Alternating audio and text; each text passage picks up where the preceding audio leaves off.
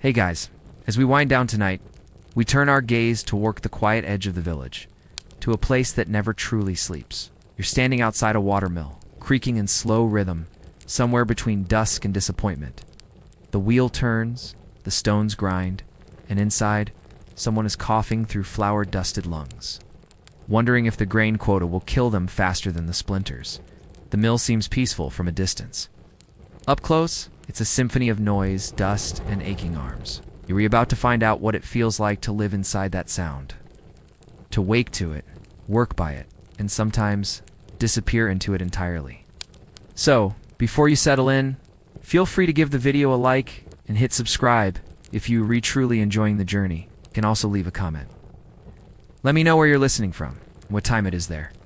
It's always a small wonder to see people tuning in from so many corners of the world. Now, dim the lights.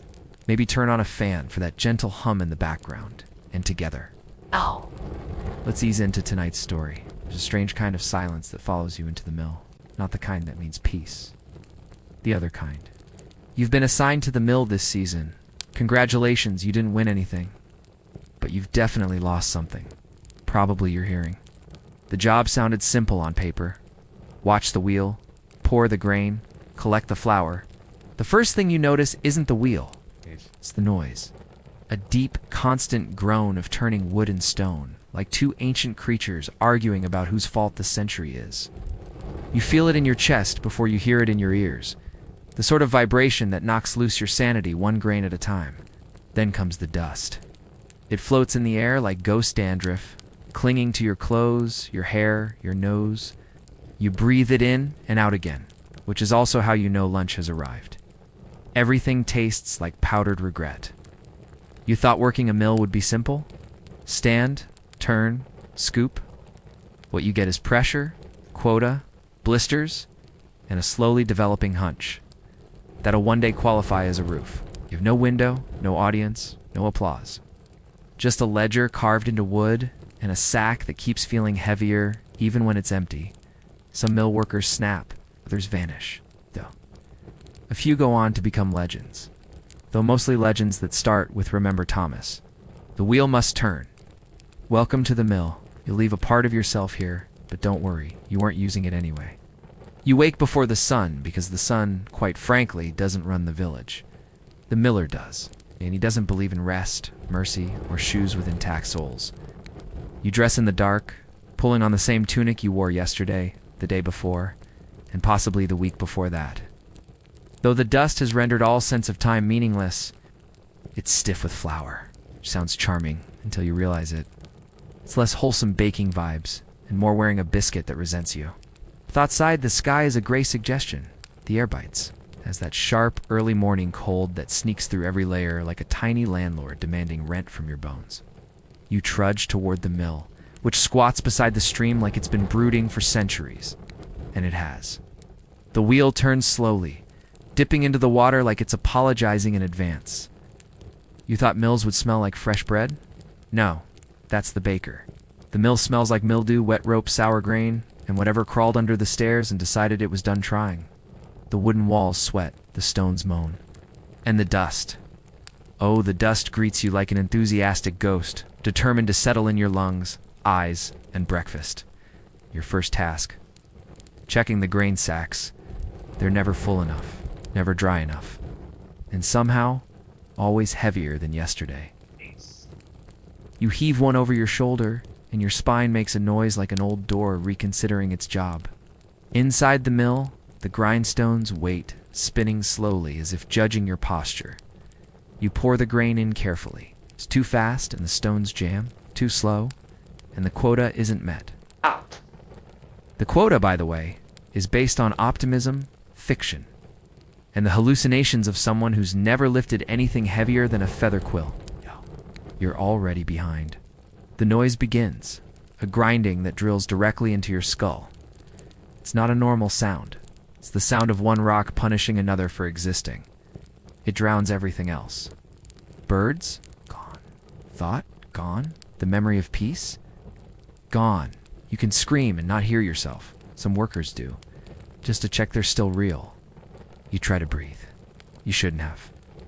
The air is a blend of flour dust, splinter fuzz, and the subtle tang of panic. It tastes like sadness seasoned with chalk. You try again shallower this time? It doesn't help. Someone once said it builds character, that someone now coughs like a broken chimney. Your hands are already blistered. The handle of the scoop has worn smoother than your future. Every splinter feels personal, as if the wood resents your touch, and it probably does. You rub your palm and discover a fresh cut. The scrape mixes with flour, a rustic recipe not even the rats would try. There's no breakfast break, just breakfast regret. You brought a crust of bread, dry, dense, and loyal only to the rats who live behind the sacks. You chew anyway. It tastes like old wood and effort. Maybe you can wash it down with water from the stream. You try. It's muddy, possibly cursed, definitely murky. You drink anyway. Mid-morning arrives. You think it's mid-morning?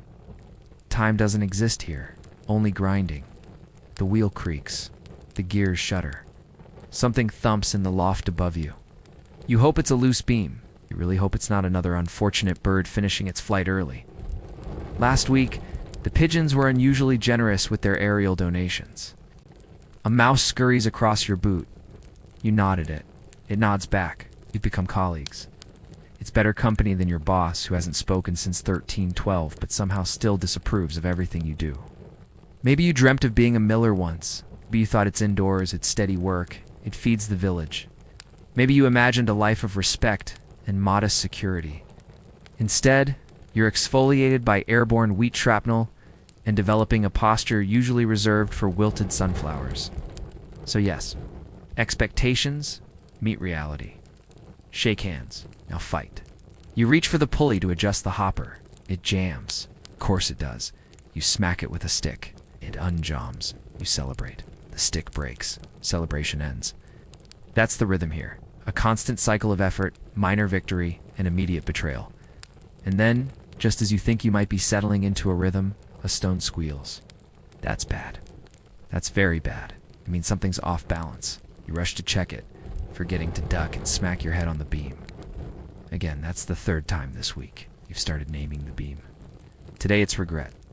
You fix the issue. You think. You hope. You step back and listen. The stone groans grudgingly. You wipe your face. Your sleeve is already saturated with flour paste and sadness. Somewhere outside a bird sings. You hate that bird. Back to work. You'd think after a few days, or weeks, or what might actually be months. But who's counting when the sun never quite reaches your face? That you'd get used to the mill? You'd adjust. You'd adapt. Your body would stop complaining. No, it just learns to complain differently. Your hands are a masterpiece of betrayal. Calluses bloom like strange mushrooms across your palms, but they never quite harden in the right places. One finger constantly throbs. Two more feel like they've been replaced with wet wood.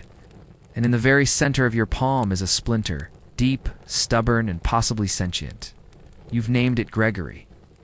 Gregory isn't leaving. The handles, beams, levers, all of them wood.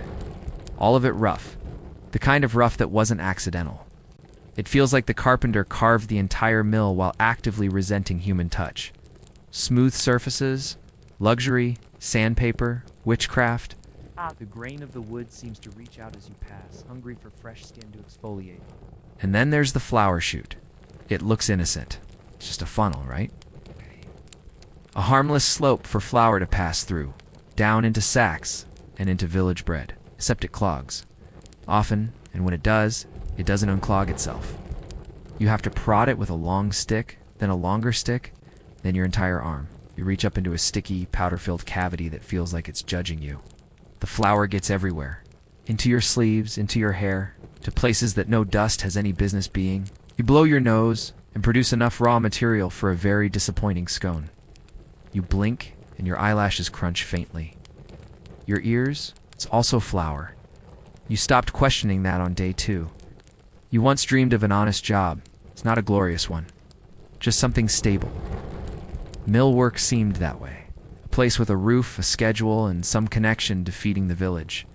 Instead, your wrists pop, your knees ache, and your lungs whistle at night like a badly tuned flute. Someone once said the miller was the heartbeat of the village. You think maybe you misunderstood? Maybe they meant the heartburn. Or the slow, grinding pulse of despair. wearing away your bones like the stones wear down the grain. Let's not forget the wheel. It's powered by water, which means it's slippery, it's cold, and it's trying to kill you. Adjusting the sluice gate is a chore soaked in regret. The mechanism sticks, the mud sucks at your boots, and you constantly wondering whether this is the moment your life becomes a cautionary tale shouted by someone. Is grandfather at a tavern? You slip. Not fully, just enough to flail awkwardly and discover exactly how many muscles exist in the human thigh. Spoiler: too many, and none of them helpful when trying not to fall face first into a creek that smells like wet barley and lost dreams. Back inside, the gear teeth need greasing. No one explains what the grease is. You know it's warm. You know it's slippery. You suspect it's at least part animal, maybe all animal. You smear it on with a piece of cloth that's also your handkerchief, because everything here does double duty, sometimes triple. That cloth has also been a bandage, a rat deterrent, and once, regrettably, a sandwich wrap. Lunch arrives. Not officially, of course. There's no bell. There's just a moment when your stomach rebels and your hands stop obeying commands. You eat another piece of bread. It's harder today. It's possibly fossilized. You chew until your jaw clicks. You look longingly at a pile of grain, husk, and wonder if it's technically edible. It isn't. You consider it anyway. The sack you just filled breaks. It shouldn't have. It was mended badly by you. That's probably why.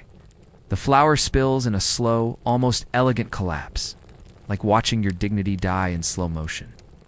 You scoop it up as best you can, but flour doesn't scoop. It billows. It mocks you. The air turns white again. You sneeze. Once, twice, 6 times. Someone once said sneezing keeps the devil out. You must be very holy by now, just allergic to your entire job. You lean against the wall. It's damp. You regret that. Everything is slightly damp. Nothing here is fully dry, except the bread. That's always dry. You hear a creak, a groan, a snap. Something just fell from the loft. It hits the floor with a thud that makes your liver flinch. You investigate. It's a beam, not a big one, not yet. Yeah. You stare up at the ceiling and notice more cracks. You decide not to mention it. The last person who complained was reassigned to the barley paddock. Sounds nice until you remember that's where geese live. Vicious, angry geese. Your feet ache. Your boots, if they can still be called that, have holes. The soles flap slightly when you walk. You trip over your own future. Again, that makes twice today. You start to wonder if the mill is cursed. Then again, you'd need a priest to confirm that, and no priest has set foot here in a decade. The last one left sneezing and never returned. You sit down, briefly, just a moment, on a grain sack, which rips. Because of course it does. The dust settles. Only for a second. Then another load of grain arrives, and you're back at it. Scoop, lift, pour, cough, adjust, cough, curse, cough. Work continues. And you remember, this is only the morning shift. You don't remember when you first heard the word quota. It's probably from the steward, who delivered it like a threat wrapped in politeness. He wore a smile like a blade, thin and gleaming. The quota wasn't negotiable. It was carved into oak, etched in memory, and impossible to meet unless you had 3 arms and no need for sleep. You had expectations. Maybe the quota was flexible. Maybe someone would understand if the stream ran slow, or the grain was damp, or the wheel decided today was a rest day. But no, the quota doesn't care. It's a number that laughs at your muscles, a math problem written in blood and blisters. Today's target. 20 sacks by sundown. You're on sack number 7. It's noon. The numbers do something to your brain. Each one weighs more than the last. Not because the grain changes, but because hope does. Sack 1 felt like victory. Sack 4. Sack 4 felt like progress. Sack 7 feels like a trap. The rhythmic sound of disappointment drawing closer. You pour another scoop of grain. The millstone groans. You do too. Your back isn't just sore. It's philosophical. Questions the nature of gravity, the fairness of bone, and whether vertebrae were ever truly meant to cooperate. Your arms shake. Your knees make choices without consulting you. And then, the chalk. Must be marked. Tally lines scratched into the posts near the wall, 1 per sack. Neat, visible, permanent. You keep a stub of chalk tucked behind your ear, unless it falls into the flour again. You think you've eaten 3 chalks this week? Your stomach is probably calculating taxes by now. The marks accumulate, but slowly. So slowly. The steward expects lines. Neat, straight, honest. But what if your chalk breaks? What if the wall is too damp? What if just once you add 2 for 1 sack? You haven't yet, but you've thought about it a lot. You glance at the marks again. 7. You're still on 7. The flour cloud is thick now. It drifts through beams of light like lazy ghosts. Everything glows, vaguely cursed. Your hands are white, your face white, your hair crunchy. You are becoming the product. A walking, wheezing loaf of human starch. And still, the math haunts you. Even if you speed up, double pace. That's 1 sack every 15 minutes. Which sounds doable until the chute jams. Again, because of course it does. You jab at it with a stick. It resists. You jab harder. It retaliates with a puff of flour straight into your eyes. You stagger back, coughing, blind, betrayed by gravity and grain alike. Eventually, you unclog it. Victory is unsatisfying. You return to work, eyes stinging, ears ringing, and brain ticking. The quota is a clock, and you are always 5 minutes too late. Lunch was supposed to help. It didn't. The bread was harder than last time. You nearly lost a tooth. You chew anyway, because chewing's the only thing you have control over. Barely. Sack 8 is filled. You mark the post. The line is crooked. You hate it. You stare at it longer than necessary. It stares back. The millstone groans louder now. It's either warning you or laughing. The gears clank with a new kind of malice.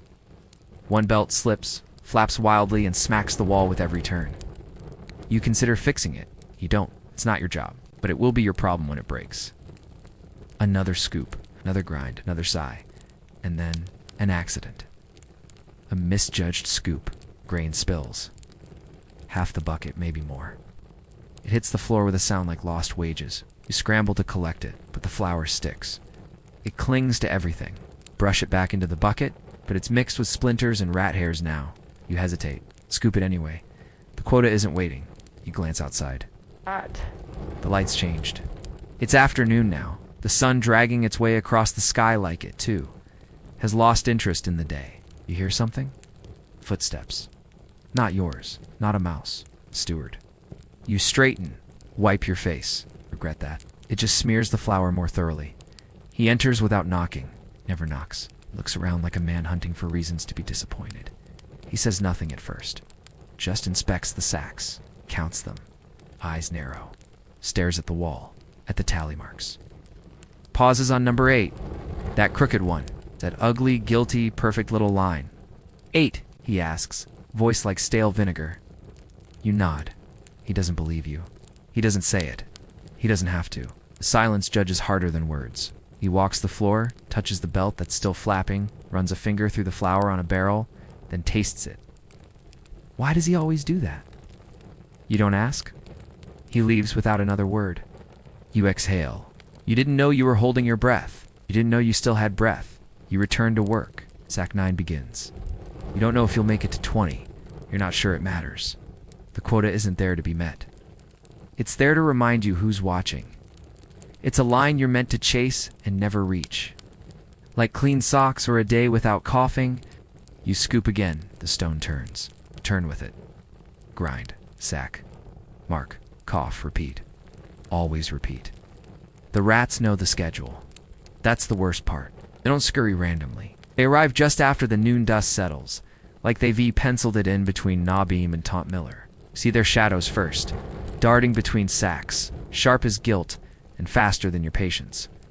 There's at least 5, though you suspect 12. One of them has a limp and a bad attitude. You've named him Bernard. Bernard watches you.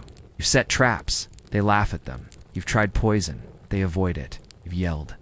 That only amused Bernard. At this point, it's a form of diplomacy. You don't interfere with their grain corner. They don't chew through the ropes unless they're feeling political. Speaking of ropes, they are in every sense your enemies. They suspend sacks, hold pulleys, dangle ominously, and fray at exactly the worst moments. Some are older than you. Some remember better centuries. Most have seen things. You reach for one to steady a hoisted bag and the rope snaps. Not entirely. Just enough to drop the sack a few inches and your soul a few more. Your reflexes catch it. Barely. The jolt travels up your arm like lightning made of bruises. You wince, the sack swings, the rats scatter. Temporarily, Bernard remains. He is unimpressed. You check the knot. It's your own, of course. You tied it at dawn. Back when your hands still resembled hands and not sourdough sculptures. It looked strong. It lied. You try another rope. This one's stiff with age, cracked like the steward's mercy. It creaks with every turn, whispering threats in wooden tones. You wrap it tighter, but the pulley groans. You groan back. Mutual respect. And then the gears jam. Again, the great wooden teeth that turn the stone, massive, interlocking, beautiful in theory, have decided to stop cooperating. You don't know why? Maybe a splinter, maybe a pebble, maybe it's Monday. The entire mill shudders, hiccups, and wheezes to a halt. You curse. Quietly, flour absorbs sound, but you swear it hears you. There's a stick for this, a special one, shaped from ash wood and disappointment, used only for prodding the gears when they get sulky. You fetch it, climb the ladder, and prod. Nothing. You prod again. Still nothing. You prod harder. Gear jumps, dramatically flinging a splinter that lodges in your forehead like a passive-aggressive unicorn horn. You swear again, louder this time. Bernard, from the floor below, gives a judgmental squeak. Eventually, the gear resumes turning. You descend, victorious but lightly bleeding. You wipe your face. You smear more flour. You look like a failed pastry. Your tunic is damp now from sweat. Mostly, though, a portion is fear. Fear of another jam. Fear of another snapped rope. Fear that Bernard will unionize. You work faster. You shouldn't. You do. The more you hurry, the worse it gets. Your grip slips. The chute jams. You overfill a sack. It bursts. That's 2 sacks lost to the flour gods. The steward will notice. He always does. He pretends not to. Then your pay arrives light. It's a passive system of punishment. You begin rationing bread. You wonder what happens if you just walk away. Drop the scoop. Leave the rats to inherit the machinery. But the wheel doesn't stop. Even in your imagination, you hear it turning. Always turning. In the back of your mind, like a hymn no one taught you, but everyone expects you to know. The mill is a machine, yes. But more than that, it's a creature. A wooden, groaning, grinding beast that eats grain and spits flour and sighs when it hasn't been fed fast enough. You are not its master. You are its servant. Possibly its snack. You hear a crash. Something from the storage loft. It's not a beam this time. A sack, maybe. You climb to check. The ladder trembles beneath you, like it remembers the last time you insulted its age. You reach the top. Survey the mess. Your sack has burst open. Not fallen, just collapsed under its own existential weight. Shh. You gather the grain, slowly, carefully. Your fingers are shaking again. Back down the ladder. Back to the grindstone. Literally. The mill resumes its song. Not a melody. More of a cough. A churn. Right. A repetitive, wooden chant that carves itself into your skull. The kind of sound you'll still hear in your sleep decades from now, even if you change professions. Even if you change continents. Even if you go deaf. A spider lowers itself from the beam above. You watch it. It watches you. You wonder who envies whom. You check your tally. 12 sacks? That's something. You still have hours left. You pretend that's good news. You return to your scoop, your rhythm, your cough, your brief, miserable ritual of purpose. And behind you, somewhere in the shadows, Bernard is chewing something important. You tell yourself you'll leave when the last sack is filled. That's the deal. That's the invisible promise you made with yourself around sack 14, when your muscles were still pretending they had options. But sack 20 arrives like a joke with bad timing. Too late to matter, too early to count as an accomplishment. You drag it into place. You fill it. You tie the rope with trembling fingers. You cough. Always cough. The flour lives in your throat now. It has a mortgage there. Night falls slowly outside, but inside the mill, it falls all at once. A soft thud, like a damp cloth thrown over your entire world. No candles, no torches, just the last smear of daylight leaking through the boards. And the occasional flicker from the window's slit if you remembered to scrape it clean this morning. You didn't. You light a stub of tallow. It's smoky, it stinks, and it illuminates precisely nothing except the bag nearest your foot and the rat just beyond it. Bernard, still watching. You sweep the flour toward the corners, not to clean, just to rearrange the despair. You brush dust into dust. You move the air and breathe in the effort. You cough again. A short one this time, followed by that lovely dry wheeze that says, "Congratulations. Your lungs are now 80% grain memory." The stones slow. Not because they're done, but because the stream's flow changes with the evening.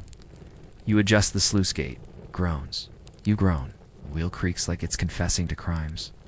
You shiver, because the warmth from the day has left the building, and the mill was never particularly generous with heat to begin with. You sit down on a barrel. It leaks. It always leaks. You get up again. You lean against the wall. Damp. Again, you sit back down. Your entire body feels like a misfiled document.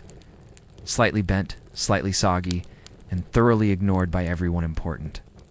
You think about dinner. Shouldn't. There's nothing hot waiting. Maybe some leftover porridge. Maybe half a turnip. Maybe a dream about both, served warm in a bowl that doesn't exist. Cough again. 3 short bursts this time. Small applause of misery. Your chest whistles. You pretend that's normal. Now there's a sack near the door that splits slightly. Just the corner. A soft trickle of flour has formed a dune beside it. You ignore it. You've learned to ignore things. The squeaky belt. The cracked beam. The fact that one of your teeth feels loose. You should leave. But you don't. The night outside is colder than the air inside, and that's saying something. At least here, you have the sound of the wheel, the slow drip of condensation, and the low, constant hum of your own decay. You stretch your legs, they respond with noise. Your knees sound like old hinges. Your feet are numb, but somehow also itchy. The cruel magic of damp socks and crushed hope. You shake one boot. Nothing falls out, but the smell that escapes could win prizes. You cough again, this time with feeling. Your head throbs, your throat scratches. You wonder how much flour a person can inhale before turning into a bread-based organism. It might already qualify. The mill is quiet now. The gear has stopped. Stream has narrowed. The rats have retreated, temporarily. Even Bernard has disappeared, likely into a sack he's planning to deconstruct from within. You walk the floor one last time. Check the ropes, tap the bags. Count the tally marks again. Still 20. Still crooked. Still somehow not enough. You reach for the latch. It sticks. Of course it does. You jiggle it. You jiggle harder. It opens with a groan so human you feel the need to apologize. Outside, the sky is dark. Not just night. Medieval night. A pitch so deep, you could drown in it and never be found. The moon is hiding. The stars are indifferent. The wind pushes against your cheeks like it knows you don't belong anywhere else. You wrap your cloak tighter. It's too thin. It always was. Ow. It smells like flour and sweat and wet rope. You adjust your hood. It falls off. You replace it. It falls again. You abandon it. The path home is narrow, muddy, unforgiving. One puddle greets your foot like an old enemy. Another hides a stone that nearly ends your evening with a twist and a curse. You walk slower now, partly from caution, mostly from resignation. Each step is a decision, each breath a negotiation. You're not sure which hurts more, the coughing or the silence that follows it. Home appears at last, a vague shape in the dark. A door that doesn't latch, a roof that doesn't keep out the wind, but at least tries. You push the door open. It doesn't resist. That's new. Inside, cold, familiar cold. The kind that curls around your bones and whispers, "Oh, it's you again." You sit. You don't undress. You can't. You just sit. Your hands twitch. Your nose itches. You cough again. Then again, you close your eyes. You listen. The mill is still turning, somewhere, always turning, even now. Even here. It begins the way most disasters do in your village, with something not happening. Thomas doesn't arrive. No footsteps, I muttered. cursing as he crosses the stream. No familiar rhythm of him dragging his left boot like it owes him money. Just silence. And in the mill, silence is never a good sign. You wait an hour, then another. You finish tying the sacks he was supposed to finish. You check outside. Still nothing. The wheel creaks with the usual slow menace, but no Thomas. At first you assume he's sick, or drunk, or maybe both. He did that sometimes. Arrived late, bleary-eyed, full of stories no one asked for, but never this late, never not at all. Around noon, the steward arrives. He notices immediately, not because Thomas is missed, but because quotas are unmet. He frowns at you like it's your fault Thomas evaporated. You try to explain, the steward doesn't care. He leaves you with an extra sack to fill and a new layer of invisible blame. By dusk, it's official. Thomas isn't coming. You remember the last thing he said to you? Something about numbers not adding up?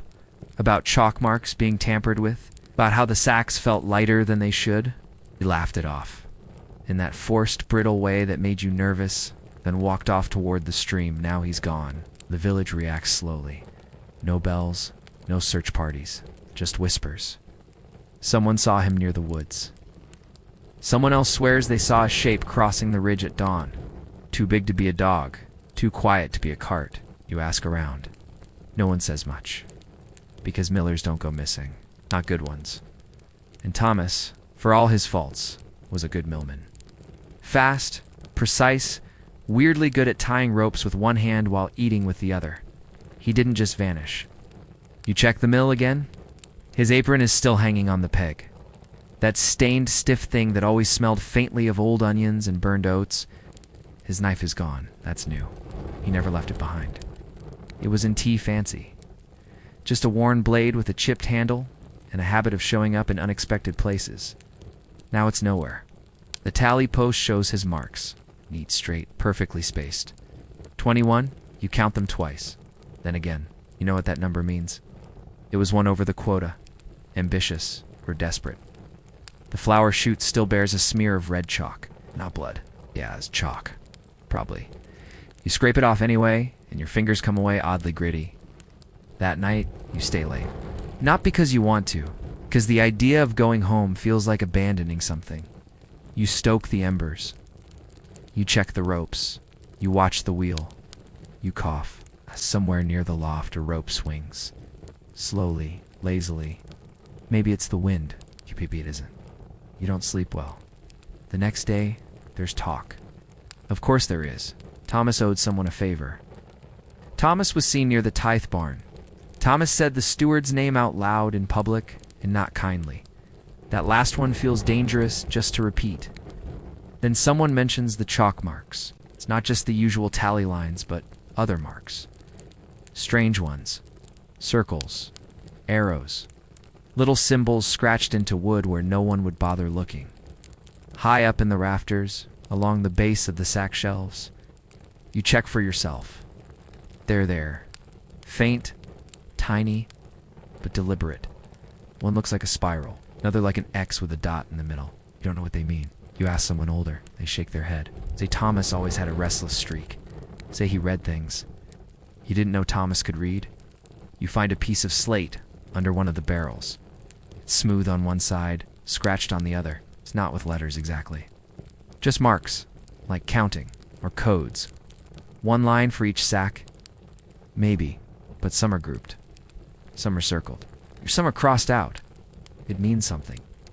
You don't want it to. You slide the slate back under the barrel. You fill the sacks. You cough. Not to look at the spiral near the loft beam. It stares back anyway. At dusk, Bernard returns. The rat?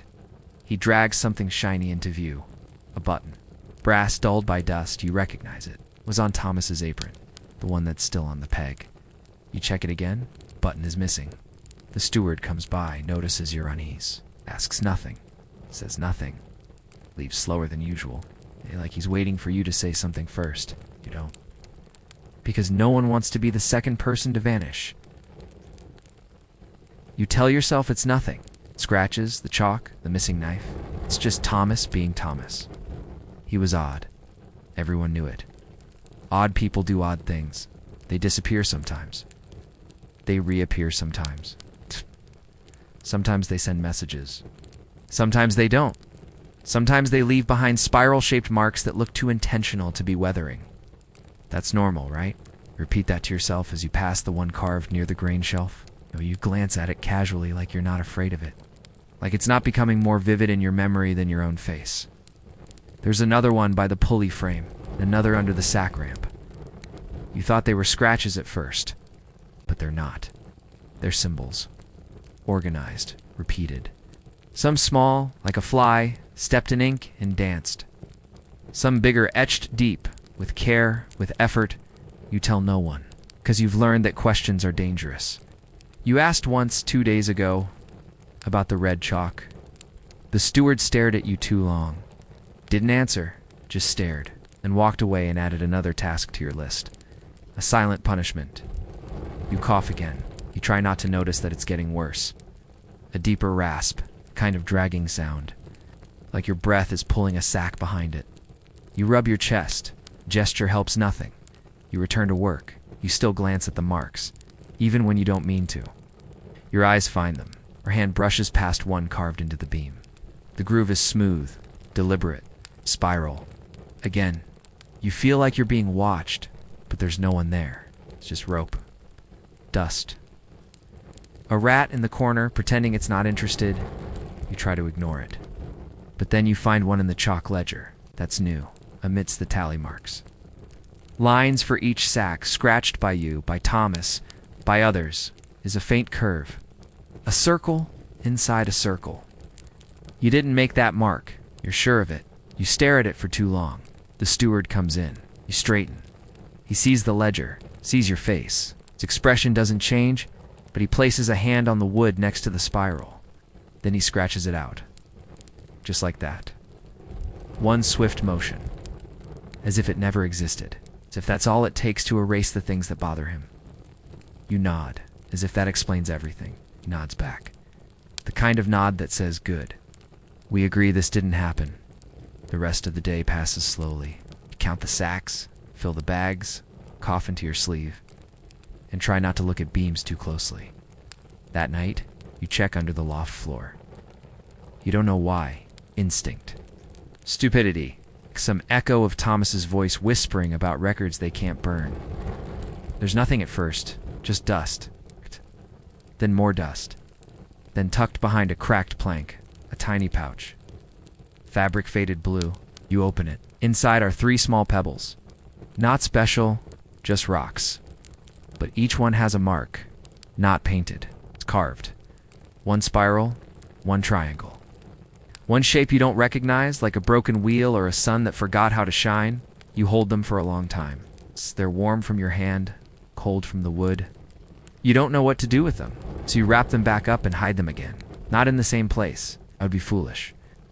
You pick a new spot, the hollow under the old gear crank that hasn't turned since the mice nested in it. The next morning, there's a new mark on the doorframe. You didn't put it there. It wasn't there yesterday. Another spiral, but reversed. Coiled in the other direction, like it's trying to undo the others. You don't tell anyone, you just sweep the floor longer than usual. You cough again.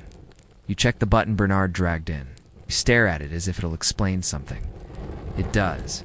By midday, you find yourself drawing the symbols in the flour with your finger. Not on purpose, just distracted. Emotion comforts you. Spiral. Triangle. Broken sun. Again, then you wipe them away and pretend it didn't happen. Later that evening, you notice your hand still moving on the wall this time. It's tracing the spiral into the wood with your fingernail. You stop. You leave. You walk in a wide circle before going home, just in case someone's following. See no one? But the wind moves strangely. It passes your ear like breath. Asterisk, asterisk, asterisk. You find it in the grain bin. Not buried exactly. More. Laceled. Like it belongs there. Like someone placed it there carefully, then poured the grain around it and waited for you to find it. And you do not because you were looking, but because your scoop struck something solid, something that wasn't wheat, and the sound was wrong. A dull metallic knock in a room of soft scrapes. You dig with your hands, slowly, reluctantly. There it is. Thomas's knife. The handle is still chipped. The blade's still slightly bent, like it's remembering a job it failed to finish. You don't touch it at first. You stare at it, thinking maybe if you blink, it'll disappear. It doesn't. You lift it out. It's warm. It shouldn't be.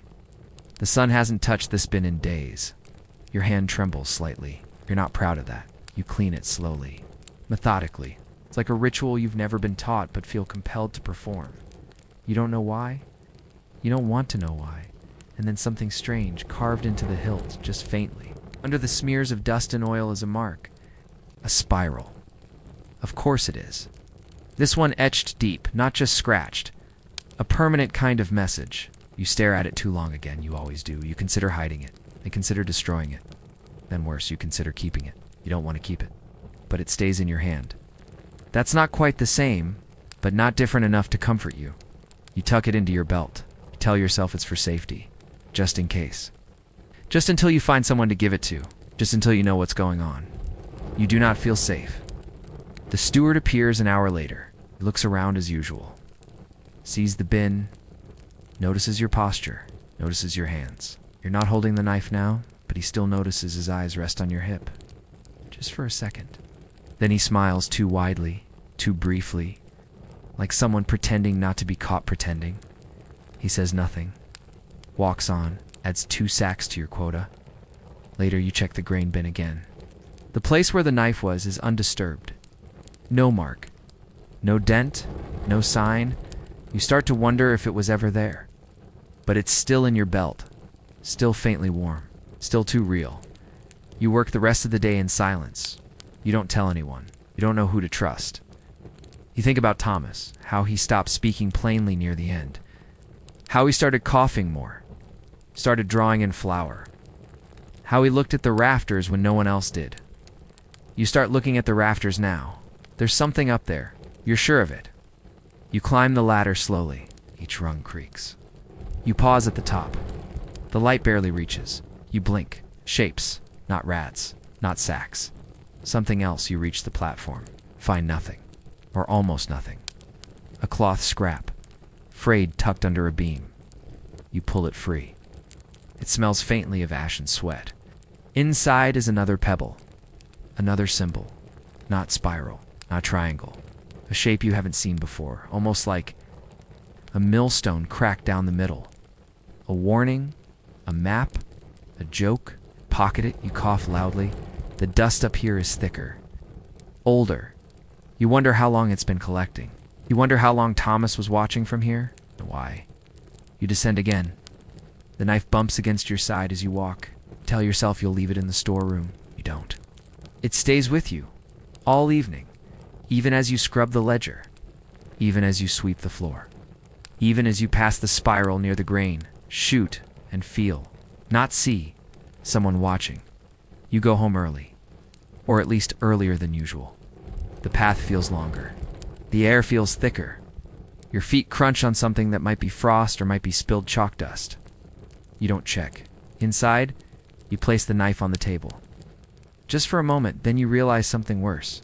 You didn't latch the door. You always latch the door. You rush to check it. It's closed tightly and the latch is drawn from the inside. You arrive earlier than usual.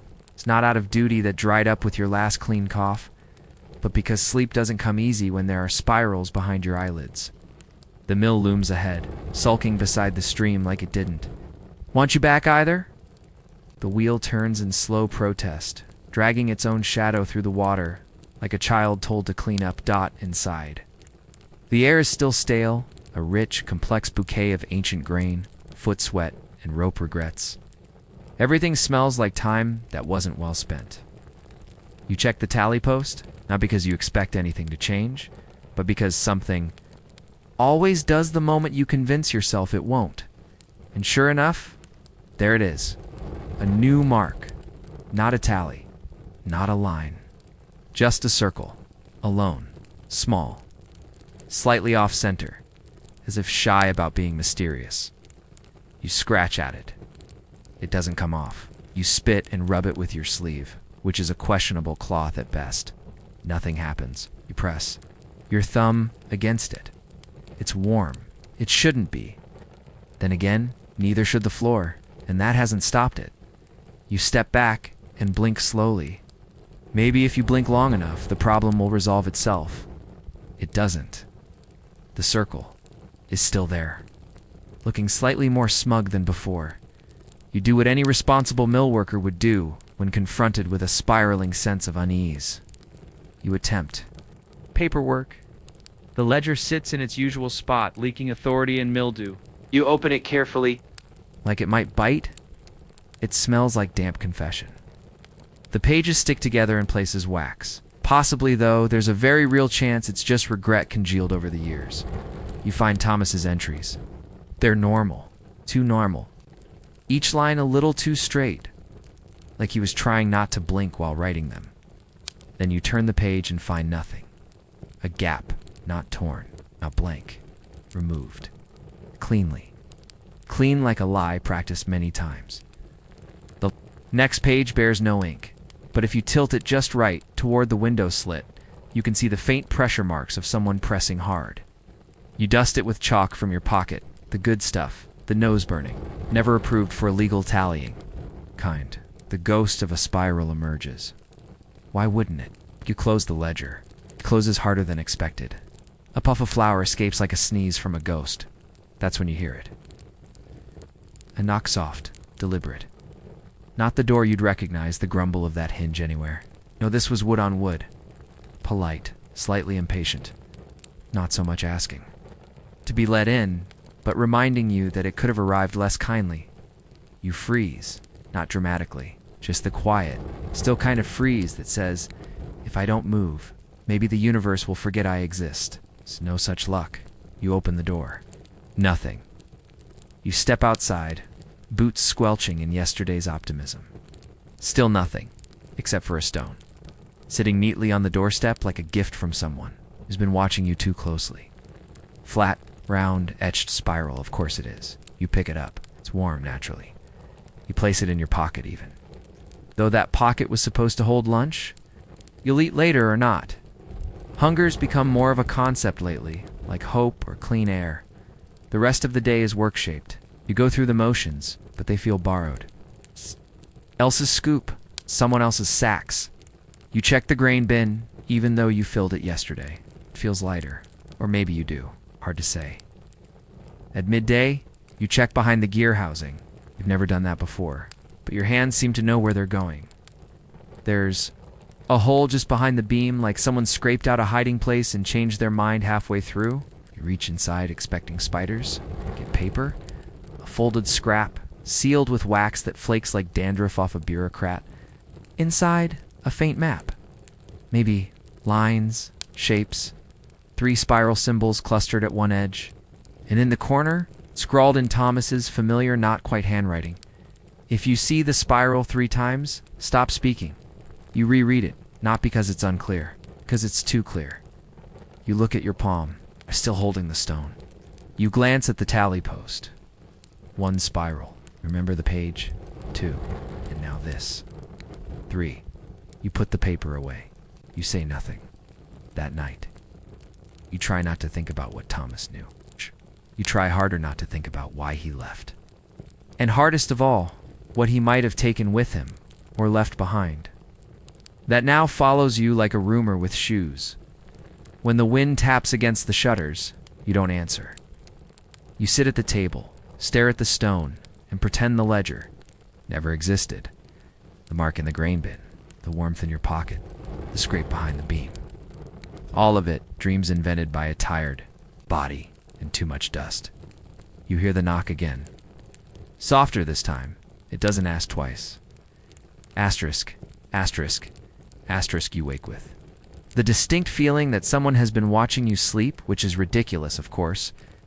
No one visits your hovel unless they're lost or desperate, or perhaps a rat bearing legal documents. Still, the feeling lingers. You sit up slowly, bones creaking like badly tuned instruments, and scan the room. Everything looks as it should. Damp, small, morally gray. Except for one thing, the stone. The spiral-marked stone you left on the table last night is now by the door. You didn't move it. You're sure of that. You tell yourself maybe it rolled. Quietly, across a sloped board, in the exact direction of the exit. That makes sense? That's logical? Like wind sneezing or ghosts obeying fire codes? You take it with you anyway. That's the kind of decision you make now. The walk to the mill feels longer today. Trees lean. A bit too far into the path, the air tastes metallic, like someone's boiling coins nearby. You arrive at the mill and wait a moment before entering because it feels like someone is already inside. Not a person, just awareness, wearing a hat and standing behind the ledger pretending to belong. You enter. Nothing moves. Which is worse. You go straight to the place behind the gear housing, the one where you found the note. You check your hiding spot. The paper is still there, folded and undisturbed. Unless it's a perfect forgery created by whoever keeps moving your stone. You sniff it. It smells the same. It's like damp wool and half-truths. You don't speak. You haven't spoken aloud since the third spiral. It's easier this way. Safer. Words have a weight now. And you don't trust your tongue not to drop something sharp. Instead, you work. Sort of. You lift the sacks. You check the tally. You cough. It's a dry cough today. The kind that rattles your teeth like they're debating a resignation letter. You drink from your tin cup. It tastes like dust with ideas. You light no candles. You avoid the ledger. You look only at things that don't look back. Then, just before noon, something odd happens. The flower chute releases without prompting. Just a faint puff, a little spill. It shouldn't do that. You check it. Nothing jammed, nothing loose. But there's a trail now, a little curved path of white dust on the wooden floor. You follow it. It leads behind the old shelf, the one that leans like it lost an argument with gravity. There, at the base, under a warped board, is a second ledger. Smaller, older, bound in leather, darker than sense. You lift it. It exhales a puff of ancient disinterest. The kind of book that hasn't been opened in so long it's started holding grudges. You open it. Inside, pages filled with Thomas's handwriting, not notes, not tallies. Observations, the kind a man makes when he starts to believe in things. He wishes he didn't. Dates, symbols, people's names, some crossed out. Spiral sightings. Numbers that don't match the official tallies. Records of stones. Mentions of a door that wasn't there before. Mentions of you. You stop reading. You flip to the last page. One line. When it knocks twice, don't answer the third. Set the book down very slowly. You hear a knock once. You do not move, then again. Twice you close your eyes. Nothing silent stretches, elastic and thin, then something softer than a knock. More of a brush, like fingertips. Like someone running a hand across the door, checking its shape. You stand there. Unmoving, not breathing. Eventually, the air shifts. The presence, if it was one, recedes. Or at least pretends to. You sit down. You stare at the ledger. Not the new one, the old one. The official one. The one everyone pretends still matters. You wonder how many names in it are wrong. You wonder if yours is one of them. You wonder if Thomas ever stopped writing, or if the book simply kept going without him.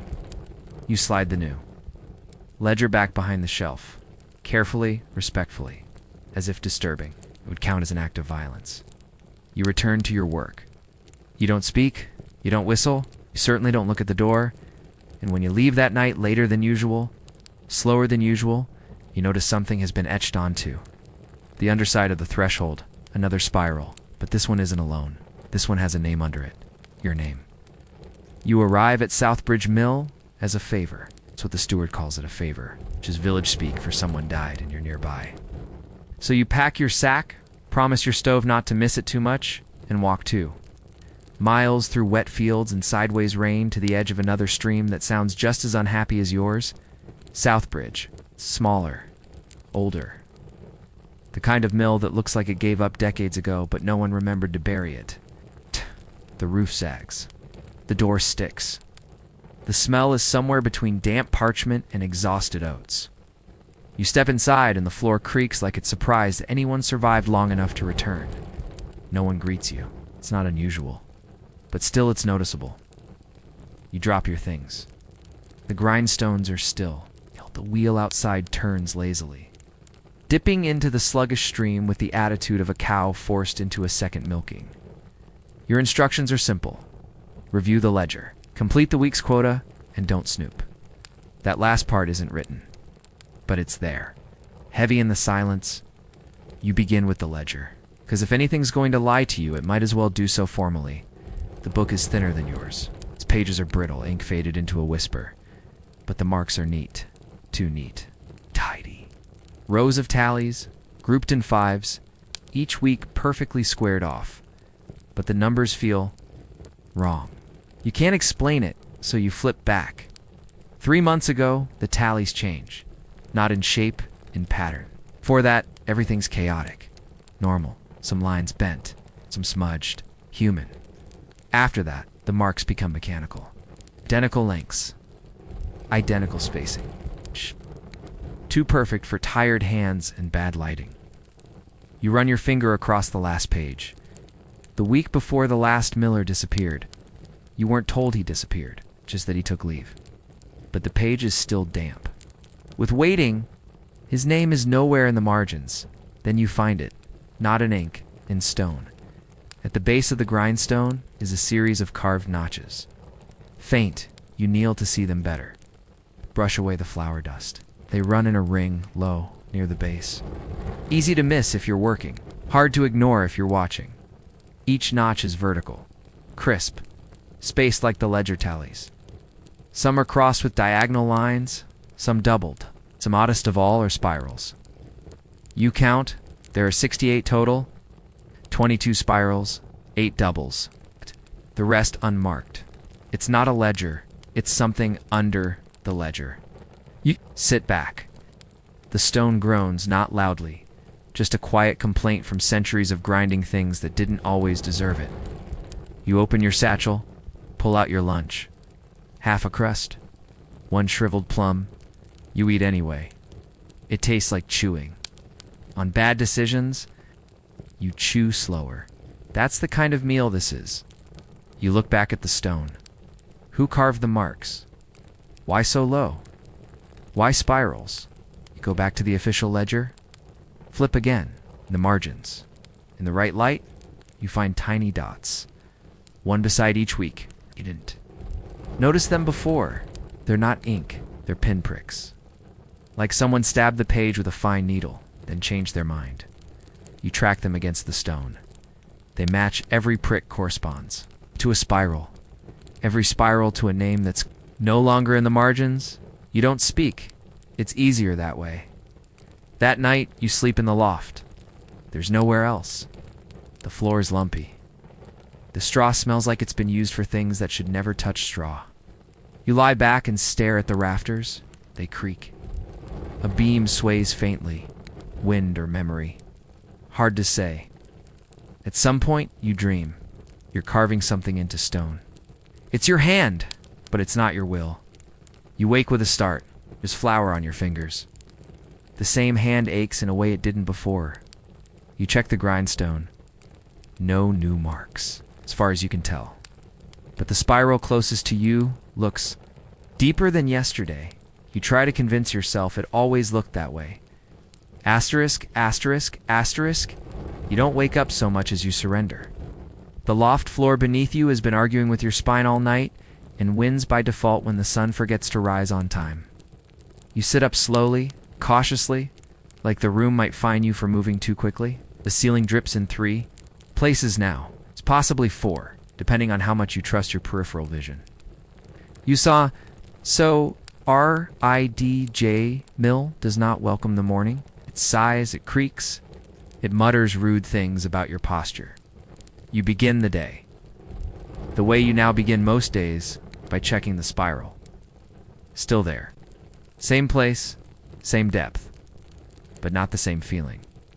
It looks more centered now, somehow more pleased with itself, as if it knows something you don't, as if it always did. You poke it with a stick, because that's what bravery looks like today. The spiral, like most mysterious things in your life lately, does absolutely nothing. Downstairs, the mill air has shifted. It's denser, it's not heavier in temperature, exactly more in attitude. like it disapproves of your choices and would like to speak to your manager, except it already is your manager. You open the ledger again. You don't know what you're looking for, but that hasn't stopped you before. The tallies remain stubbornly well-behaved, too neat, too measured, too precise for a building that regularly sheds roofing tiles in mild breezes. Some of the lines are darker than others. Not ink, you realize. Pressure. Like the pen was wielded harder, angrier, or simply by someone who understood they were running out of time. One page near the middle has a faint brown smear in the corner. Could be ink, could be oil, could be one of those stains no one admits to making. You lean in to sniff it, the kind of decision you instantly regret. It smells like tallow and fear, and maybe a goat with unfinished business. You shut the book. The flour in the air thickens, insulted by your curiosity. Your tasks wait, but you delay. You circle the mill's interior, as if expecting it to admit something it doesn't. The beams stay silent. The ropes stay limp. The grindstones stay still, sulking possibly, or plotting their next squeal. And then something new. Near the ledger desk, you notice it, a scratch. Just one at first, then another. You kneel, sleeves dragging flour across your knees like powdered resignation. 3 lines, faintly curved. You trace them with a hesitant finger, and just like that, the spiral returns, etched into the floorboards this time. You don't panic. That's progress. You do, however, breathe in too fast, and get a nose full of mill dust and instant regret. You blink it out, you reach for your knife. You carve a line across the spiral. Not to erase it, just to feel like you've done something. It doesn't erase. It splits. Now you have to. You go outside. That seems best. The air is cold and honest, which is more than you can say for anything indoors. The mill wheel turns in lazy loops, as if it just woke from a nap it didn't enjoy. You walk along the stream not to think, but to escape thinking. Stones crunch underfoot. Most are dull and ordinary. One eye is in single quotes flat, smooth marked. You flip it. Another spiral next to it, a second stone. This one marked with a triangle, another with something ambiguous, a fish, perhaps, or a boot mid-sneeze. You collect them all, of course, because at this point, refusing them would feel impolite. You return inside. The temperature has risen slightly, not by degrees, but by attitude. The mill now feels like it's watching to see where you'll put the stones. You don't put them anywhere. You keep them in your pocket. It's like secrets or spare regrets. You resume work, briefly, just enough to say you did. Scoop, pour, glance, cough, glance again then. Near dusk, you return to the ledger for reasons even you can't explain. It's become a ritual, a slow motion. Confrontation between disbelief and inevitability. Your name is still there, small, tucked in a margin where temporary workers go. But something is new next to your name. Someone has added a mark. Not a spiral. A check. Just a plain check. As if someone is confirming. Receipt. You didn't write that. You check the edges of the page for fresh ink. None. You sniff it again. Still smells like goat. You consider crossing it out. Then you consider lighting the entire mill on fire. Settle on underlining it gently with a fingernail. Gesture of polite defiance. If someone's watching, you want them slightly confused. That night, you sleep with the 3 stones arranged around your body in a loose triangle. Not for magic, not for meaning. It's mostly out of boredom and a desire to pretend you have control over the geometry of fear. When you wake, you find a 4th stone balanced delicately on your chest. It's warm naturally. You've stopped asking questions aloud. It's not superstition, it's pattern recognition. Every time you ask something, even quietly, even in jest, something responds, and it rarely answers in a way that brings comfort, closure, or anything remotely resembling logic.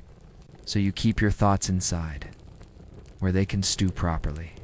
Today begins the way they all do now.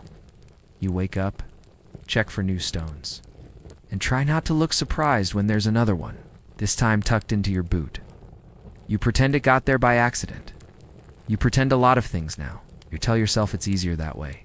The spiral on the grindstone still looks the same, but only because you no longer trust your eyes to tell you the truth. You're not even sure how many there are anymore. You tried counting them yesterday, got to 27 before you lost track and started repeating yourself. That was before you found the one behind the door, and the two under the stairs, and the three carved into the handle of the scoop. You don't know when those appeared. You don't want to know today. You try something different. You bring the ledger outside, just to see what happens. It's heavy, not in weight, but in atmosphere. Carrying it feels like dragging an obligation that knows your real name. You sit by the stream, open it to the most recent page, and trace your finger down the list. Names, marks, tallies, all precise, all tidy, all slightly off. Like someone copying something without understanding what it means. Then you do the thing you've been avoiding. You count. From the earliest entries to the most recent. The tallies on the page, the marks on the stone, the pricks in the margins, the spirals. They don't match. They never matched, in fact. You realize something worse. They've never been meant to match. The ledger isn't tracking flour or sacks, or labor. It's tracking people. You reread the oldest names. Some you vaguely remember. Folks who moved, who vanished, who retired to places no one can name.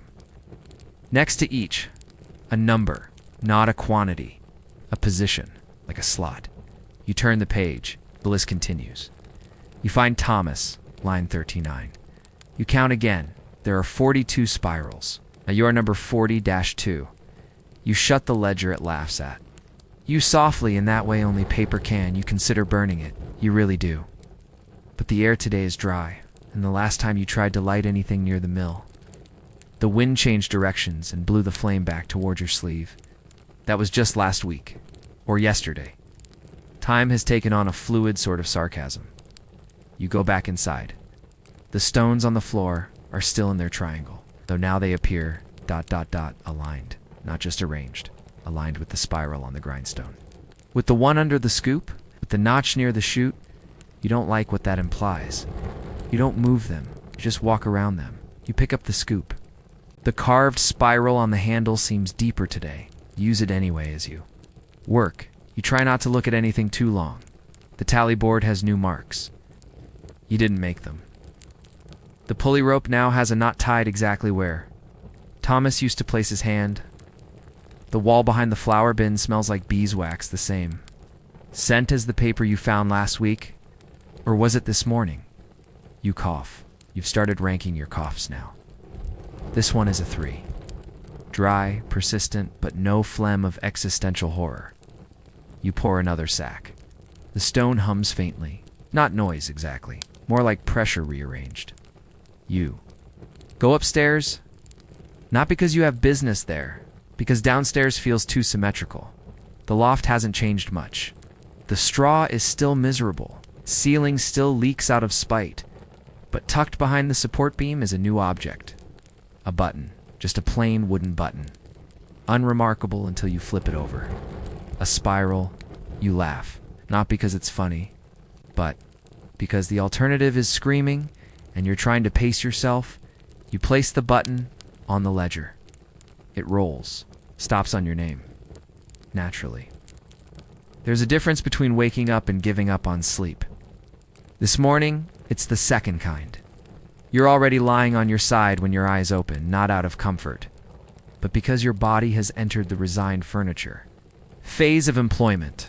Your pillow is technically straw, though it has the softness and emotional support of dry pine cones wrapped in medieval tax policies. Button rolls off your chest. Of course it does. You sit up slowly, mostly to see if your joints are still under warranty. They aren't. The triangle of stones by the door has rotated about 30 degrees counterclockwise. You know that?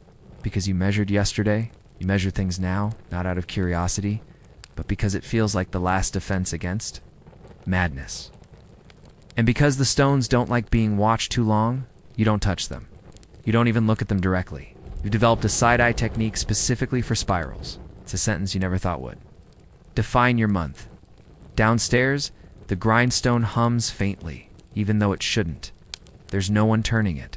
No water flowing, no wind, just the low, sullen vibration of a structure that's thinking too hard. You consider checking it, but remember the last time. You looked under the chute and found a rat curled into a spiral. Not dead, not sleeping, just waiting. You don't check the chute anymore. Instead, you go to the ledger. It's where you always end up, like a moth drawn not to flame, but to an extremely disapproving oil lamp. Your name is still there, still marked, still twice. Someone has added. A third line, you don't even bother reacting. Just turn the page back and try to pretend you're someone else for a while. Today, you're supposed to clean the side path. That's what the note on the wall says. It wasn't there yesterday. It's written in flour, the preferred ink of anonymous threats and disappointed ghosts. The handwriting is unfamiliar. The instructions are clear. Clear the stream, remove. Blockage, report findings. There's no signature. It's just a spiral. Naturally, the stream is colder than expected. But of course it is. Your boots leak. Your socks have become philosophical. And the rake you've been given looks more like a broken fork that lost a duel with a mule cart. Still, you dig. That's what you do. You dig through cold mud. The layers of wet leaves and the oddly spongy buildup of things you don't want names for. After a while, you find the blockage. It's wood, smooth, heavy, weathered like an apology that's been delivered too many times. You drag it to the bank and tip it over. It's a board etched. Spirals, plural. You sigh. Not out of fear, out of familiarity. This is the 15th spiral you've encountered this week, not counting dreams or kitchen utensils. You bring it inside, set it against the back wall. Try not to think about how it seems to lean toward the fire, even though there's no wind. After lunch, a generous term for half a crust and a suspicious pear, you make a decision. A bold one. You're going to erase one. A spiral, that is. You're going to carve it out of the floor with a chisel. It's like a dentist, but with hardwood and no license. The spiral by the grain bin is your target. It's been there since the first. Day quiet, obedient, waiting. You kneel beside it and press your chisel into the first groove. The wood resists. Not physically, spiritually. The grain pulls strangely, like it's trying to redirect your stroke. You adjust. Try again. Splinter curls up like a warning, thin as a thread and twice as judgmental. You keep going, then the chisel slips. It doesn't cut you, but it cuts deeper than it should, as if the wood had been hollow underneath, waiting to be opened. You pause. Behind you, something shifts. You don't hear it. You feel it. The change in air pressure. The sudden temperature dip. Like someone opened a door that's not supposed to be there, or thought that was. Better left Huga. You turn. Slowly. There's no one there, but the triangle of stones has realigned. Now, pointing toward the stairwell, you stand. The spiral you were carving is gone. In its place, two smaller ones, tighter, sharper. One of them has a dot in the center now. You put down the chisel, not because you're finished, because it's no longer your tool, still in your hand, but somehow it's become a messenger for something with worse handwriting than you. You sweep some flour over the new marks. It sticks to easily, like the wood itself is drawing with your broom. You stop sweeping. You go outside again. Air helps. Usually, the trees are quieter today, not in a peaceful way, but like they're holding a secret meeting. The birds don't. Chirp. One stares at you. A blackbird. On the branch. Unblinking. Probably hired at the gatepost, you spot something. Another spiral. Carved low near the ground. Knee height. As if it was made by someone kneeling. Crawling. You kneel. Examine. There's something beneath it. Letters. Upside down. Your name again. You don't scratch it out. That's been tried. Instead, you laugh. Not loud. Not happy. Just enough to remind yourself you still can. The kind of laugh that bounces off the inside of your teeth and refuses to leave. You return to the mill. It breathes around you. You sit by the ledger and wait for the page to change. It does, but not while you're looking. There's a sound at the edge of sleep. Not a noise exactly, but a suggestion. A whisper made of wood and flour and the soft tap of something being written just out of sight. You wake up with the distinct sense that something has been added. Not to your possessions, To the story, your bed has not improved. The pillow still crunches like regret wrapped in straw, and the blanket has adopted the weight and texture of a damp curtain from a failed theater. The room smells faintly of ash and strangely ink, not fresh ink. Old ink, kind that stains fingers in dreams. You sit up, blinking. Something glows faintly in the corner. Not a lamp, not a candle. The ledger. It's open. You didn't leave. It that way, you tell yourself maybe the wind turned the page. Maybe a rat. Maybe your own clumsy hands fumbling for sleep. None of that explains the faint line of ink now drying across the margin. Your name again. But this time, in your own handwriting. You didn't write it. You're almost sure you walk over slowly. There's flour under your feet, spread in patterns that weren't there yesterday. Not footprints, not exactly. Or like paths traced by someone who never needed legs. You lean over the ledger. Your name sits neatly at the bottom of a list. It has a mark next to it, a small flourish, a little loop, a spiral so tiny it could be mistaken for whimsy. You touch it. The ink is dry, the paper warm, like someone just left. You look at your hand. No ink. That's almost worse. You flip the page. More names. You don't recognize them. Not from the village, not from anywhere. But they're written in your handwriting. The same slant, the same impatient loops, same downward curl at the edges like you're apologizing to the parchment with every letter. One of the names is crossed out. Underneath someone wrote, corrected. You close the book and sit. Down. You sit a lot these days, not to rest, to think, though thinking hasn't helped in a while. You go outside, take deep breaths that smell like wet bark and unfinished tasks. The morning fog clings to the trees like a nervous guest. You glance toward the woods and spot another figure. Not a person. A shape tall, still wrapped in air that doesn't quite behave. You blink. It's gone. You tell yourself it was a trick of light. It's the fog, a bird maybe. A very organized, very upright bird. You return inside. The ledger is open again. Different. Page the same handwriting, a new entry. No name, just a single sentence.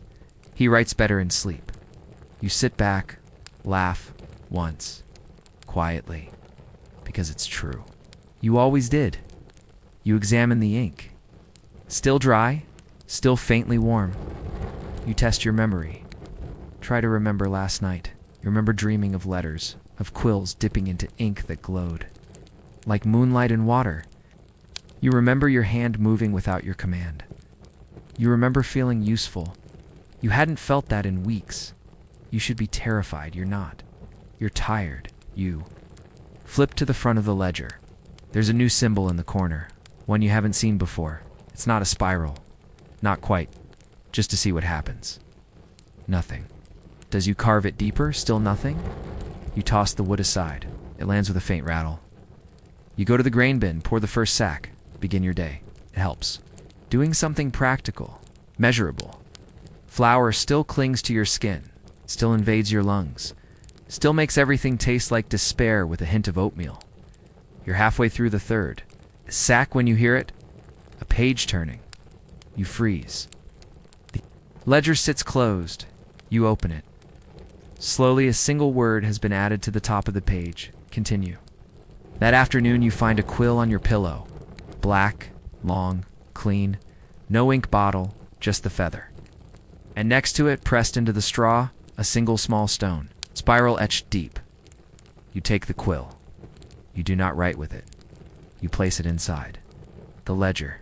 That night, you sleep with the book beside you. Not under your head, just nearby, like a friend.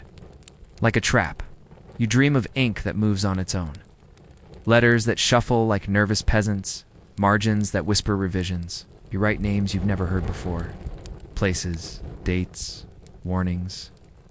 One phrase repeats itself again and again, account rendered. You wake up with a sore wrist and a sense of accomplishment you haven't felt in months. The ledger sits closed. You open it, there's a new page. It's blank. At the bottom, a line that says next. You close the book. You get dressed. You open the door, and now, for the first time, you are not afraid of what might be written next. You are only afraid of who might be holding the pen. Asterisk. At least that's what they tell you. The steward greets you with a bow too shallow to mean anything and too deep to be natural. He gestures toward the entryway where the stone arch yawns like an old mouth that remembers better dinners. Step inside before the doubt catches up. The floors are polished. That's the first thing you notice. Polished and swept and scented faintly with rosemary and rosewater. The kind of combination that implies someone was trying to disguise the scent of anxiety with herbs. The second thing you notice is the warmth. It's radiant, gentle, like the building has central heating provided by guilt and an overworked kitchen boy. A servant takes your cloak. Another takes your name. Third takes your confidence with a smile that doesn't reach their eyes. You're guided toward the hall, not the main one. Not yet. This is the waiting room for the waiting room. A place to stand, shuffle, nod politely, and question your worth in a building filled with chairs you're not allowed to sit on. The air smells like beeswax and expectation. You look around. Other guests murmur. Soft voices. Controlled laughter. Everyone holds a cup. You are handed. 1, 2. The wine is warm. It is warm. The kind of warmth that suggests it's been mulled past the point of reason and may now contain traces of whatever problem it was meant to distract from. Then, finally, you are summoned. The main hall opens before you like a theater set for a play in which you are unlikely to have lines. Candles flicker from iron chandeliers above. It crackles like applause that no one earned.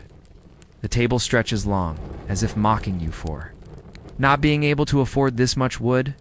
Places are set with pewter and polished horn. Bread rests at each seat, small rolls, golden, plump, confident. You approach yours carefully, as if it might scold you. You sit, no one told you to. But once you do, others follow. There is no prayer. That would suggest humility. Instead, there is a toast. A short one. Spoken by the lord of the manor, a man whose voice is soft but shaped like command. He thanks the harvest. He does not look at you when he says it. Then the food. It begins arriving like a parade of things you didn't make. Roasted birds, honeyed roots, pies with tops that flake like rumors. Bowls of thick stew that glisten with someone else's labor. A servant sets a dish before you. You nod. He doesn't. It's warm, soft. The kind of softness that only comes from ovens. Not powered by desperation, you chew slowly. It tastes like flour, butter, thyme. Nothing else. Nothing strange. Which makes it the strangest thing you've eaten in weeks. You sip your wine again. Still warm. Still medicinal. The man beside you leans in. First time? He asks. You nod. He doesn't smile. Just tears his own roll and eats it like a ritual. Don't try the pears, he adds. They've been soaked. Wonder aloud. Soaked in what? He answers. Politics. You laugh. He doesn't. You glance down the table. The far end, the steward leans toward the lord, whispering something. The lord nods. His eyes scan the table slowly, methodically, like a priest counting sins or a merchant tallying losses. You look away. The main course arrives. Some kind of roast. The meat falls off the bone like it's trying to escape dignity. It smells wonderful. You eat it with reverence and a spoon. The knife, they say, is just for show. Across from you, a woman dabs her mouth with a cloth so fine it could probably write letters if pressed against parchment. She doesn't speak. She doesn't eat much either, just tiny bites as though food. Is a theory she's testing? You finish your roll. Another appears. You didn't ask for it. It's warmer than the last. You don't eat it yet. You look back toward the steward. He's watching now, or maybe he's always been watching. His face is unreadable, the kind of unreadable that suggests he's read everyone else. The man beside you eats his second roll. You do not. Not yet. Instead, you break it in half. Inside, tucked into the soft, steaming center, is a sliver of parchment. Folded once, you glance around. No. One reacts. You slide the paper into your sleeve. You pretend to chew. You chew. The paper is warm against your wrist. You excuse yourself, muttering something about the privy. No one stops you, which is suspicious. In the hallway, the walls echo like they've memorized every excuse. You duck into a niche. Open the note. It reads, "Don't stay for dessert." You refold it, tuck it back. Walk calmly as you return to the table. A plate of pears is being passed down. Stewed, sliced, glistening like secrets. You nod, you smile, you wave it on. The second roll remains untouched. The steward is still watching. Asterisk. You're still at the table, despite your best intentions. Despite the note in your sleeve, despite everything your instincts have screamed since the third course. And the reason you're still here is simple. Dessert hasn't been served yet. And apparently in this manor house. That means the ritual isn't finished, and neither are you. You told yourself you would leave after the bread, then after the roast. Then after the speech that wasn't really a speech, just a long pause with wine in it. Now you tell yourself you'll leave after dessert, unless dessert turns out to be you. A bell rings, not a loud one, not an alarming one. Polite, dry little chime, like etiquette clearing its throat. And with it, the room changes. Candles are refreshed. The fire flares slightly higher, though no one touches it. Servants glide in. They carry trays. Silver ones, curved, cold, laden with pears. Yes, pears again. You expected a pudding? Or a tart? Or some almond confection, shaped like disappointment. But no, this house favors pears, and not just any pears. These are show pears, display fruit. Fruit that's been lacquered and sculpted and possibly flattered by a poet. Each one is placed with reverence. One at every setting, nestled into a polished pewter dish, shaped like a leaf that has never existed in nature. Your pear glows, truly glows. Candles tilt to admire it. You're not sure if it's been basted in syrup, melted glass, or the memory of a better harvest, but it gleams with the intensity of a bribe wearing a crown. You don't touch it. That's the rule now. If something arrives without being requested, it shouldn't be handled until it has explained itself. The steward watches you. You feel his gaze pass over you like the shadow of a hawk, deciding whether you look like a snack or a nuisance. Across the table, a guest picks up their pear and bites it. Just like that, you flinch. No one else does. They chew.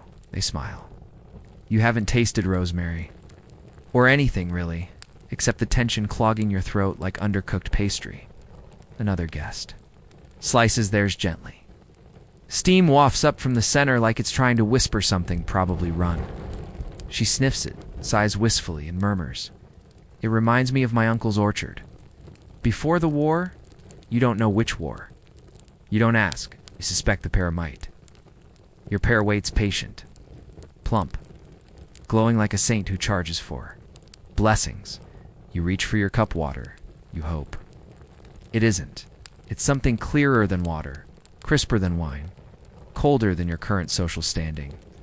You sip. It tastes like clean glass and secrets. You dab your mouth with the linen napkin. It's too fine. It absorbs guilt, not gravy. You try again. It works no better the second time. The man who sat next to you earlier, the one who warned you, is still gone. No mention. It's no murmur. Just absence, tidy and complete. His bread plate has been cleared. His cup refilled. You're not sure. Possibly the pear. You glance at your own plate. The pear is still there, uncut, untouched, untamed. You try to calculate. How many social sins will be committed if you refuse dessert? 6, you think. 7, if you make a face. 8, if you speak. So instead, you lift the fork very slowly. You stab the pear. It doesn't bleed. It sighs. Steam rises, thick, perfumed, cloying.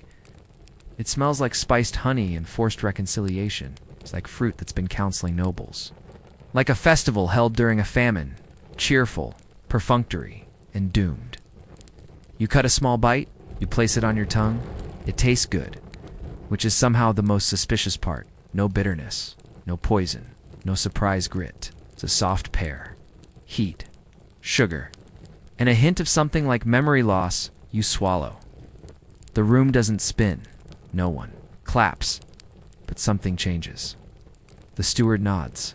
The Lord raises his glass, and every guest at the table turns not dramatically, not in unison, but one by one, like shutters closing before a storm. They look at you, they smile. You smile back, the kind of smile that says, "This is fine, this is normal." 8. Please don't notice the panic buttering my soul. Someone lifts their pear and toasts. 2 shared sweetness. You raise yours slightly. In well-timed caution, it lands poorly. The toast, not the pear. You take another bite, because what else can you do? The pear is better this time. Richer, like it knows you've given in. You place your fork down, carefully fold your napkin, and reach into your sleeve for the note. Still, they're still warm. You unfold it again. Just to be sure it still says what you remember it does. Don't stay for dessert. Too late now. You glance around. The hall looks the same, but you've changed. Not in a dramatic way, just slightly, like a ledger with one extra mark. Like flour. Stirred into water dissolved, but still present. You excuse yourself. No one stops you. That's worse. Out in the hallway, the stone floor feels colder. Or maybe it's your shoes. Or maybe it's that sensation of knowing you were warned and you smiled anyway. You don't go far. You find a bench. Sit. You reach into your satchel and remove the extra roll you stole earlier. It's dry now. You chew it slowly. It tastes like starch and indecision. You don't look back at the door. You don't look forward either. You just sit there, letting the pear digest you. Asterisk, asterisk, you return to the hall, not because you're hungry, and certainly not because you're invited. You return because the alternative is standing alone in a stone corridor with a half-chewed roll and the feeling that the pear is still thinking about you. The dining room hasn't changed. The candles still flicker with too much precision. Air still smells like roasted civility. The table is still full. Not just with food, but with people. The same people, in the same chairs, doing the same things. As if no time has passed, as if you didn't just leave. As if you were never gone at all. You slide back into your seat. No one reacts, not even the steward, which is strange, because the roll on your plate is fresh. Warm, flour-dusted, like it just walked in from a charmingly haunted bakery. You didn't ask for it. You didn't hear it arrive. It's just there, waiting. You glance around the table. There's too much bread. Every guest has a roll, or 2, some 3. A few haven't touched theirs. A few are halfway through one and already buttering another, yet no one seems to chew. The bread is ornamental now, like a centerpiece. You're supposed to pretend you didn't notice, is watching you. You pick yours up. It's soft, comforting, traitorous. You tear it open. Inside, instead of crumbs, is a folded ribbon of parchment. You blink. You look again. Still there. You unfold it. 1 word. Hungry? You don't answer. You can't. You don't know if it's a question, or a threat, or just a particularly aggressive menu suggestion. You tuck the parchment into your sleeve, next to the note about dessert. Your sleeve is becoming less fabric, and more filing cabinet at the far end of the table. The Lord is speaking. His voice is low, soft, dipped in confidence, and dried in hierarchy. You catch fragments, grateful for the harvest. Generous hands and quiet mouths. There's no need to ask when one already knows. No one replies. They just nod, like they've agreed to terms they didn't read. A servant passes behind you. He whispers, "You missed the second toast." You ask, "What was it to?" He says, "The ones who came before." Then he vanishes. Like a good rumor, you sit very still. The second toast, the ones who came before. You look again at the faces around the table. There's something about them. A sameness. Not quite in appearance, but in atmosphere. Like they've all learned the same joke. Not funny, not cruel, just old. And no one's allowed to forget the punchline. One woman dips her bread into her wine. She doesn't drink it, just holds it there. Like she's hoping for osmosis, redemption. You notice the rolls again. They aren't being eaten. They're being offered. Passed down the table. It's hand to hand. Softly, silently, one guest gives theirs. To the next, then receives another. A rotation of starch and ceremony. It's hypnotic. Yours remains untouched. You hold it tightly, too tightly. It's warmer now, almost pulsing. You loosen your grip. You place it back on the plate. It sighs. You decide you imagine that another servant passes by. This one drops something onto your plate. Small object. Wooden. Round. You lift it. Token. Carved with a spiral on one side.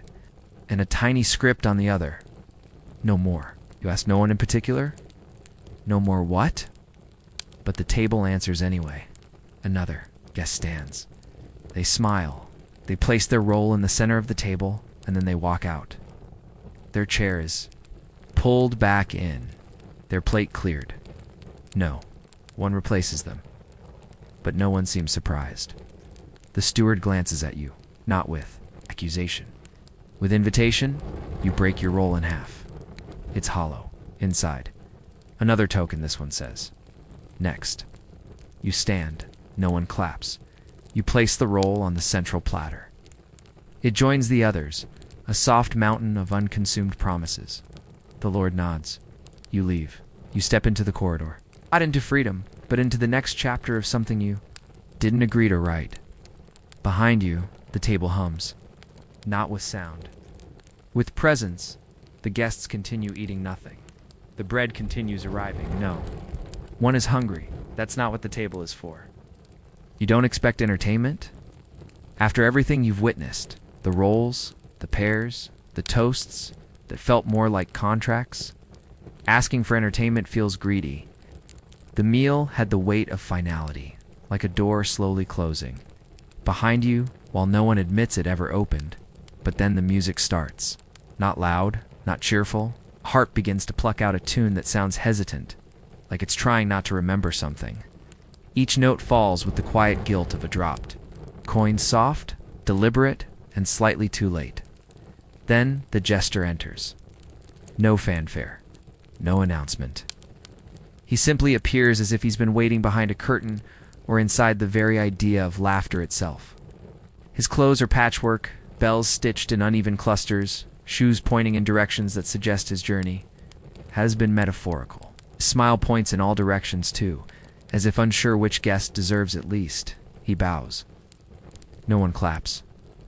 But somehow, the silence feels louder than applause ever could.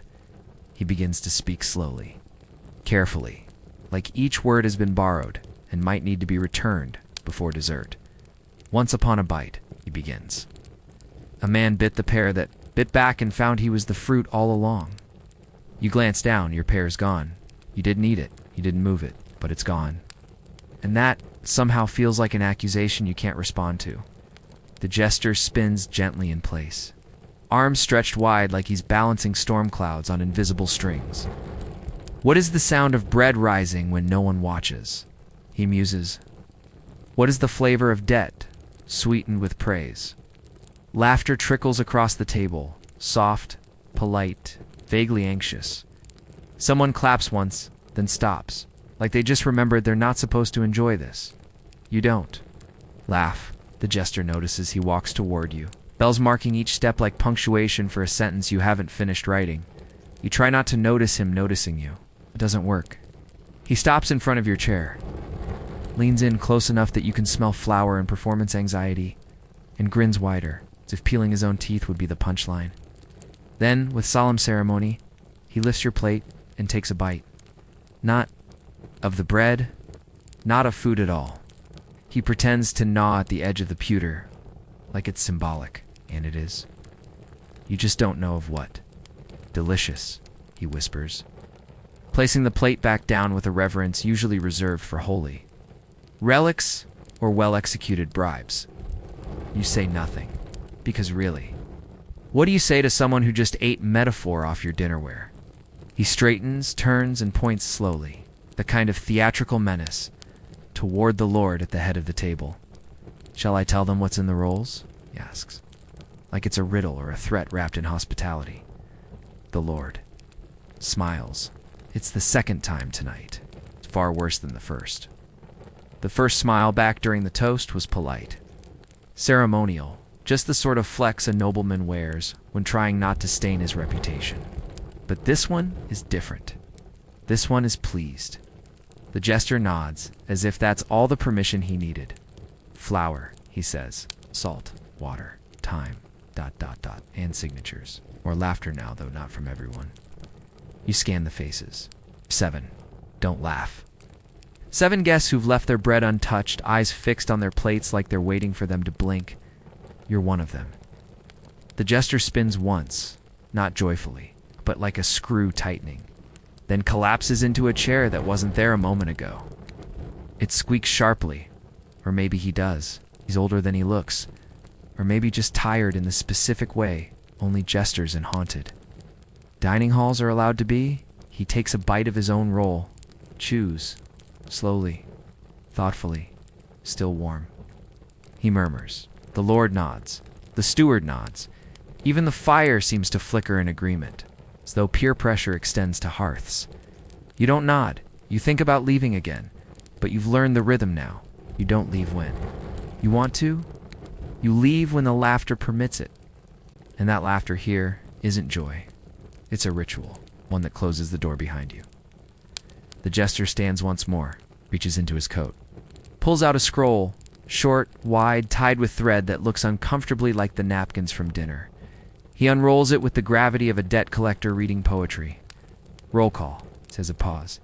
He begins reading names. Some you recognize. Most you don't. Each name is followed by a glance from jester to guest, from guest to plate. Sometimes a nod. Sometimes silence. Occasionally a long stare that ends with nothing more than a blink. He reaches your name, pauses, doesn't say. It just looks at you, then tears the scroll in half, cleanly, and places one half in his mouth. He chews. The paper crackles like burned sugar. You wait for reaction, for sound, for consequence. Nothing comes. He bows again, twice the second one deeper, almost humble, almost mocking the guest's rise. As if choreographed by dread, the meal is over. No one says it, but the fire sinks lower, the heat drains, the air changes like the room has finally exhaled. You rise too. The Lord catches your gaze. Briefly, smiles, you nod. Not in understanding, not in return, but in the quiet panic of someone performing. The smallest safe gesture in the exact right direction, you step outside. The air is colder than before. The stars are clearer, though fewer. Like some of them saw what happened and decided to leave early. You walk and wonder, not for the first time, how many courses there really were, and how many of them were meant for you. You leave the manor house because that's how endings work. Not with applause, not with clarity, and certainly not with a handshake. Just a nod from the steward and a fire quietly shrinking behind you, like a stage curtain that never quite believed in the script. The gravel crunches beneath your boots in exaggerated protest, each step sounding like the road trying to warn you about your choices. The night air is cold, heavy, thick with the kind of silence that holds its breath, waiting to see what you'll do next. When you reach your cottage, the familiar creak of the gate is missing. The door doesn't groan either. That's worse, because it always groans. And when something that usually complains suddenly goes quiet, it's not out of mercy. It's because it's been bribed. Inside, everything is exactly where you left it. The hearth remains cold and slightly resentful. The stool still wobbles like it wants a day off. At the table, which has seen better centuries, leans at its usual angle of defeat. But then you see it. In the exact center of the table sits a pewter plate. Not your pewter plate, one of his dot. You know the mark, the spiral inside a circle, wrapped again in a spiral like a decorative insult. On the plate, a roll, still warm, still dusted with flour, still positioned with such unsettling symmetry that you start to wonder whether geometry itself has joined the conspiracy. You sit, not because you've decided anything, but because your knees have decided for you. You stare at the roll like it might blink first, reach out, touch it, lift it. It feels too light, too perfect. It's like something pretending to be bread. You tear it open. No token, no note, no dramatic whisper of steam, just ... bread. Honest. Soft and suspicious in its honesty. You wrap it carefully in a cloth, set it in the cupboard, and wedge a chair against the door. It's a symbolic gesture. The bread probably has better tools than you. Still, it makes you feel like you've drawn a line. That night, sleep finds you late and reluctantly, curling around your ankles like a hesitant cat. You dream of rolls. Not just one, but dozens, marching through a field, whispering things you've already tried to forget. They glow faintly, bounce slightly, and seem very interested in your progress. You wake before they reach you, heart pounding in a way that feels bureaucratic rather than emotional. You check the cupboard. The chair is still there, but the roll is gone. The cloth has been folded neatly and politely as if thanking you for the hospitality in its place. A stone, flat, cold, spiral carved, your sixth. You place it on the shelf with the others, pretending this isn't a habit now. You dress without ceremony. Your clothes fit the way old truths do, awkwardly, with sagging insistence. Your boots still leak. The left one has started smelling faintly of vinegar and misplaced ambition. You walk to the mill early, for even the birds have remembered they have schedules. It's running when you arrive. You didn't start it. You step inside. The floor is swept. The hopper filled. The sacks organized by size and mood. Out. On your workbench, or what you used to call your workbench, sits another pewter plate. Another roll, still warm. You don't touch this one either. You take it outside, down to the flat stone by the stream. Set the roll there, gently, like you're offering something sacred or deeply cursed. You don't say anything. You just leave it later, when your shift ends smoothly, silently. Without a single pulley jam or gear complaint, you return to the stream. The roll is gone. Place a stone. Spiral. This one has a word carved in it. Ode. You add it to the shelf. Now there are 7. You're not sure if that number is significant, but it feels final in a way that doesn't comfort you. That evening, you sit at your table, eating plain porridge and bread so old it actively resents being chewed. You stare at the empty space where the roll had been, and you realize horribly that you miss it. Just a little. You miss the warmth, the polish, the tension. There's a knock at the door, a soft one. You rise. Open it. No one there. Just a plate. Pewter with another roll. Warm beside it. A second plate. Empty and cold.